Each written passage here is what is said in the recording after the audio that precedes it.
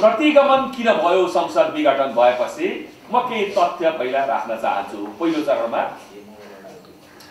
1 नम्बरमा खड्गप्रसाद ओलीजीको बारेमा तपाईहरुले हेर्नुहुन्छ भने इन्कन्सिस्टेन्सी मात्रै होइन, एकरूपता नभएको मात्रै होइन, बेला बेलामा उहाँका कुराहरू होसमा भएका मानिसहरूले नगर्ने खालको जस्तो आउन थालेको छ। त्यसबाट म पहिलेदेखि सावधान थिएँ, चिन्तित पनि थिएँ। पहिलो कुरो म उल्लेख गर्न चाहन्छु, जब एकजना सीके राउतसँग उहाँले सहमति गर्नुभयो सरकारको तर्फबाट, त्यो दिन राउतजीले के भन्नुभयो भने 2 नम्बर धारालाई तपाईहरु चाहिँ अन्यथा नलिनु होला, यो भनेको जनमत संग्रह नै हो भनेर गलत कुरा गर्नुभयो। देशको प्रधानमन्त्रीले तीबाट हकार्न सक्नु पर्थ्यो, खबरदार यस्तो सहमति भएको छैन, कुनै जनमत संग्रहको कुरा होइन देश विभाजनको बारेमा भन्ने। प्रधानमन्त्री खड्गप्रसाद ओलीजी मौन रहनुभयो। सहमति हुनु राम्रो, राष्ट्रिय मूलधारमा आउनु र चाहिँ अतिवादी एजेन्डाहरू छोड्नु, घृणा र हिंसाका एजेन्डाहरू छोड्नु। तर खड्गप्रसादजीले तारिफ गर्ने कुरामा क्रममा के भन्नुभयो भने राउतजीको बारेमा उहाँलाई दार्शनिकको संज्ञा दिनुभयो। एउटा व्यक्ति जसले नेपाल आमालाई तथानाम गाली गरेको छ, त्यो शब्द हामी यहाँ व्यक्त गर्न सक्दैनौं, सापटी पनि लिन सक्दैनौं।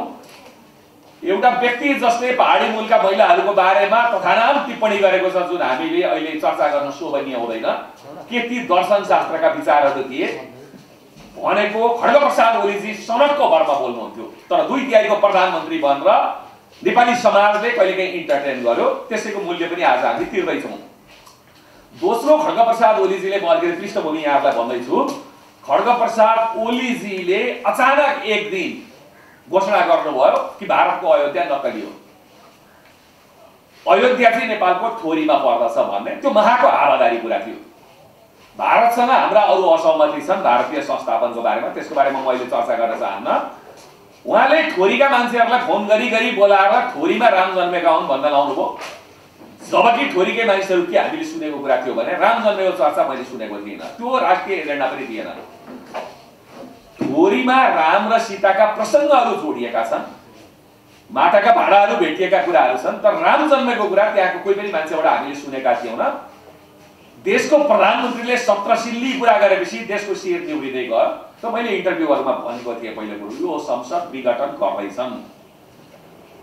कतिपय ओलीजीका निकटका संविधानविद भनिनेहरूले आक्रमण गरे शब्दमा, यो संविधानमा लेखेकै छैन, कसरी तपाईले संसद विघटन हुन्छ, प्रतिनिधि सभा हुन्छ भन्नुभयो।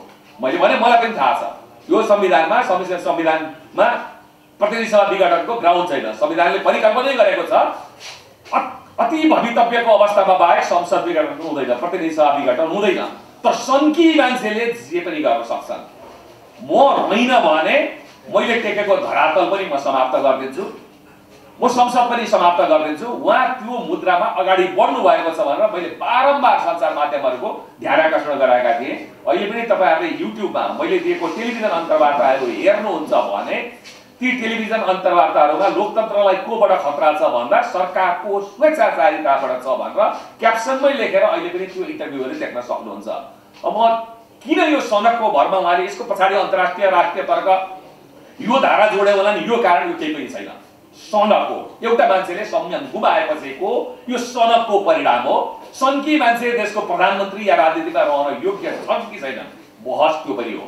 अब म मूल कुरा आउँछु यो बारेमा चाहिँ, यो सनकको सिलसिला रोकिएको छैन। कसैलाई अवाच्य बोल्नेलाई दार्शनिक भन्ने, अयोध्या चाहिँ नेपालको थोरीमा पर्छ भन्ने, भारतले नक्कली अयोध्या हजारौं वर्षदेखिको भारतमा रहेको अयोध्या चाहिँ त्यो नक्कली हो भन्ने यो सिलसिला रोकिएको छैन।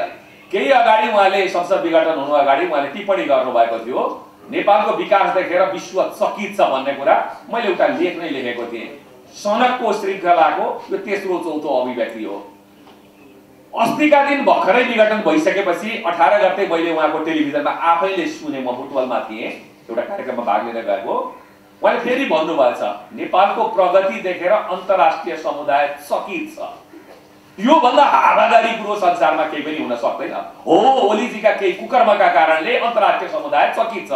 पहिलो चकित छ निर्मला पन्तको हत्यापछि जुन बलात्कार भयो, त्यसपछि दोषी पत्ता लगाउन नसकेको र दण्डहीनताको कारणले संसार चकित छ।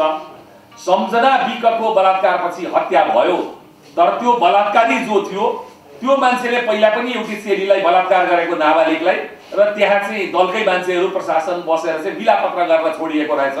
बलात्कारीलाई मिलापत्र गरेर छोड्ने उहाँको सरकारको नेतृत्वको त्यो क्रियाकलापप्रति संसार चकित छ।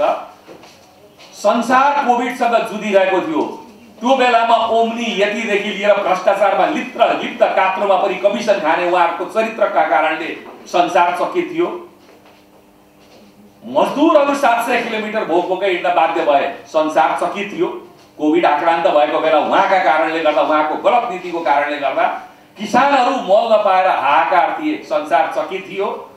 र दलसँगको मेरो किचलो भयो, मैले संविधान प्रतिनिधि सभा विघटन गरेँ भनेर विघटन गरेको कारणले संसार चकित छ, सनकका कारणले संसार चकित छ।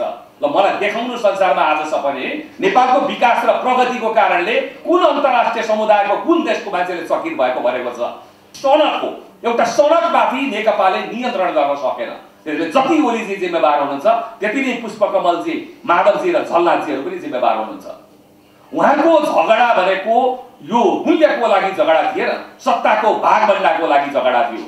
र यो झगडाको क्रममा ओलीजीले धेरैतिर चाहिँ आगो लगाउनु भयो।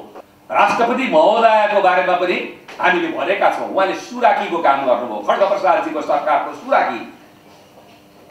पहिला पनि उहाँले नेकपाको सम्पर्क कार्यालय जस्तो बनाउनु भयो राष्ट्रपति कार्यालयलाई, त्यो पदको मर्यादालाई गिराउनु भयो। म धेरै उहाँको बारेमा निन्दो चर्चामा जान चाहन्न, तर 83 जना नेकपाका सांसदहरू विशेष अधिवेशन बोलाउनु पर्छ कथित अध्यादेशको विरुद्धमा भएर जाँदाखेरि उहाँले तत्काल त्यो सूचना र कागजातहरू बालुवाटारमा प्रवाह गर्नुभयो। संसदमा अविश्वास प्रस्ताव आउँदैछ भन्ने आशंका तीव्र भइसकेपछि उहाँहरूले संसदकै विघटन गर्नुभयो, प्राणहरण गर्नुभयो।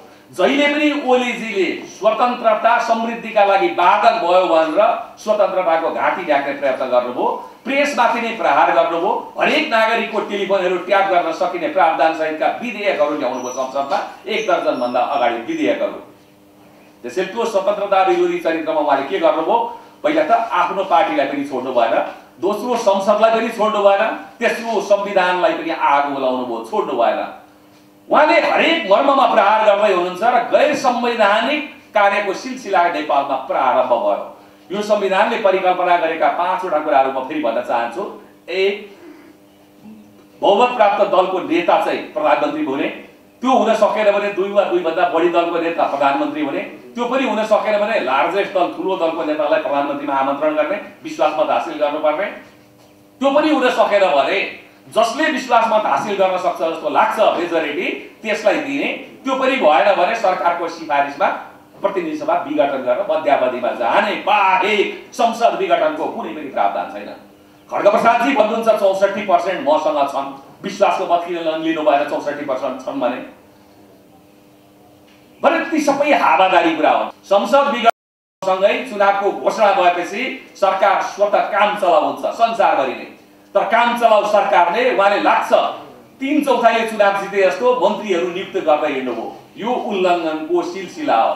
भोलि सर्वोच्च अदालतले यस्ता निर्णयहरूलाई सदर गर्न थाल्यो भने, विघटनको सदर गर्न थाल्यो भने नेपालमा जुनसुकै प्रधानमन्त्रीले पनि भय दोहनलाई अगाडि बढाउँछन्, ब्ल्याकमेल आफू खाली नै भयो भने 1 सेकेन्ड अगाडि गएर चाहिँ विघटन गर्दैन, अविश्वास आउनुभन्दा अगाडि। यद्यपि अहिलेको घटनामा त अविश्वास पनि आइसकेको छ भनेर भनिन्छ। त संविधानको त्यो परिकल्पनामा म यति मात्रै भन्न चाहन्छु, व्यक्तिगत म जान्न चाहन्न। यो संविधान बनाउँदाखेरि सभाध्यक्ष सुभाष नेमाङका पटकका टिप्पणी हेर्नुभयो भने प्रधानमन्त्रीले छडीको रूपमा प्रयोग गरेको संसद विघटन भएको हुनाले त्यो छडी भाँच्दै भनेर 1700 पटक भट्ट्याउँदै हिँड्नु भएको छ। कहाँ लुकेर बस्नु भएको छ?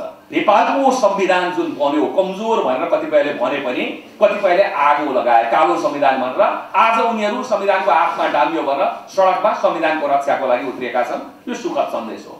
जसले हिजो कालो संविधान भने उनीहरूले अहिले संविधानको महत्त्व बुझेका छन् भने हिजो विश्वकै यो उत्कृष्ट संविधान हो भनेर 3 हात उफ्रिने खड्गप्रसादजी आज यो संविधानको पाना च्याप्दै हुनुहुन्छ, आगो लाउँदै हुनुहुन्छ।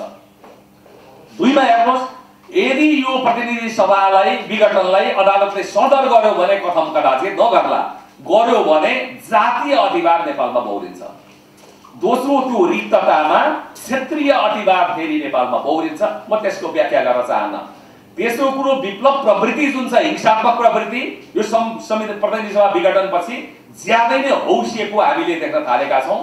र चौथो कुरो हामीले देखेका छौँ पूर्व राजावादीहरू जो रिक्ततामा आफ्नो भविष्य खोज्दैछन्, यद्यपि त्यो सम्भव छैन, उनीहरू हौसिएको परिस्थिति छ।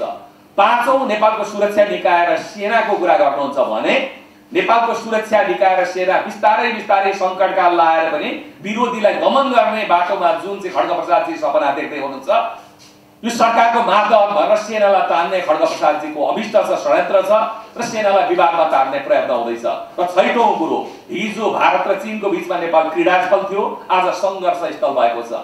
4 दिनभन्दा बढी चाहिँ लगभग 4 दिन चीनिया कम्युनिस्ट पार्टीको एउटा टोलीले उपमन्त्रीको नेतृत्वमा नेपालमा डेरा फर्कु हालेर बसेर गएको अवस्था छ भने भारतीय संयन्त्र पनि त्यति नै सल्बलाएको अवस्था छ।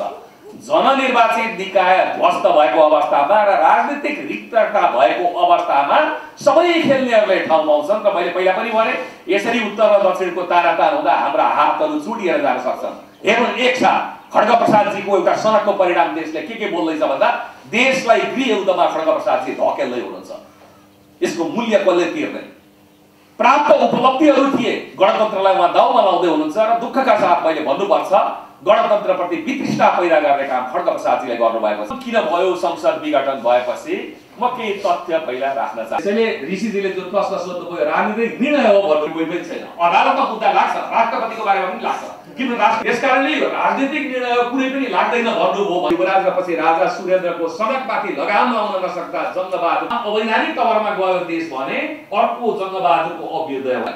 तर समग्र न्यायालयलाई बदनाम गराउने काम तपाईहरुले गर्नुभयो भने हरेक नागरिकलाई हरेक खबरबाट हरेक पल सुसूचित गराउने हाम्रो अभियान जारी छ। हरेक पल टिभी HD सब्स्क्राइब गर्न नभुल्नुहोला। नमस्कार।